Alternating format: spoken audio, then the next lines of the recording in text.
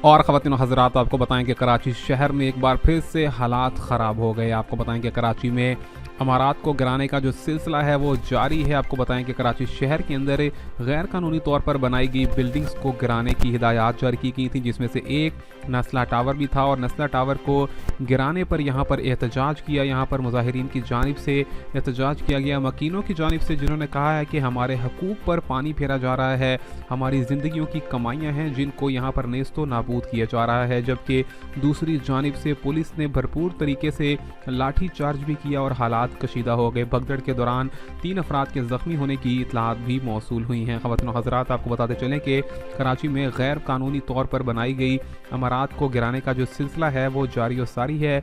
उसके नोटिफिकेशन भी जारी कर दिए गए हैं। जबकि दूसरी जानिब से डीलर्स और बिल्डिंग बनाने वाले डेवलपर्स की जो एसोसिएशन है, उन्होंने ये कहा है कि पहले यहाँ पर क्यों इजरा किया जाता है, पहले यहाँ पर इजाज़तनामे क्यों दिए जाते हैं ऐसी जगहों पर बिल्डिंग्स बनाने के। तो इस तरह के लिए तो यहाँ पर तमाम तरह से अफसरान को गिरफ्तार करना चाहिए जो कि गैर कानूनी जगहों पर पहले बिल्डिंग्स बनाने की इजाज़त देते हैं और उसके बाद उनको मस्मार करने की हुकूमत की जानिब से हिदायत जारी कर दी जाती हैं।